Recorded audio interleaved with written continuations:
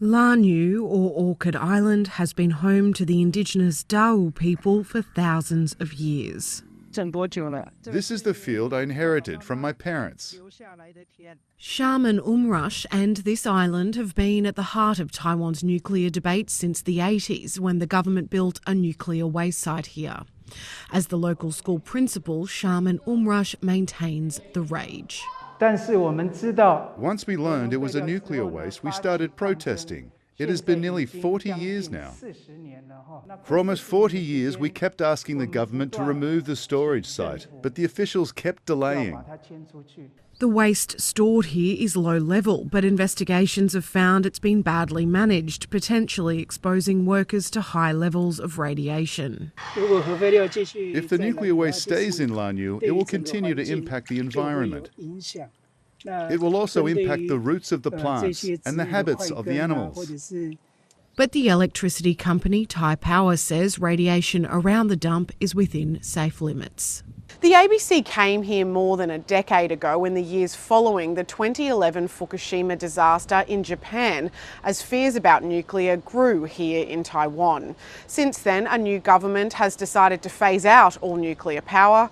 Even so, the local fight about the nuclear waste dump here remains. But getting rid of nuclear energy creates a completely different set of problems. To take all that power you expected off the grid has left everything just really, really tight. In the past 4 years, there have been 3 major blackouts across Taiwan. And that should be absolutely unacceptable, especially in a country where there's so much high tech. And that makes it a problem not just for Taiwan, but for the world. This island makes more than 90% of the world's most advanced semiconductor chips. The wafers carved by light inside that silicon. A shortage of chips during COVID had worldwide consequences for new cars, phones and other technology. The semiconductor industry is an absolute monster when it comes to consuming electricity. Just one company, TSMC, in 2021, used 6.4% of Taiwan's grid.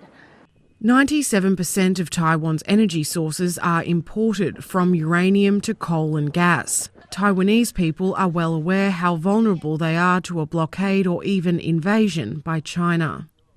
Energy transition is a must, but we can't rush suspending the last nuclear power plant. If you want to stay competitive on the international stage and attract more foreign investments into Taiwan, the issue of electricity supply must be resolved. I think Taiwan needs to do more work on how to push more renewable energy and to make them integrated into the grid. Recent polling shows about 57% of Taiwanese people support nuclear power.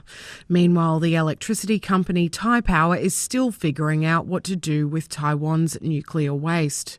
It says it will decide on a permanent storage location by 2038. If everyone can think more about rational use of energy, I think it will be better for the Earth. Kathleen Calderwood, ABC News, Lanu, Taiwan.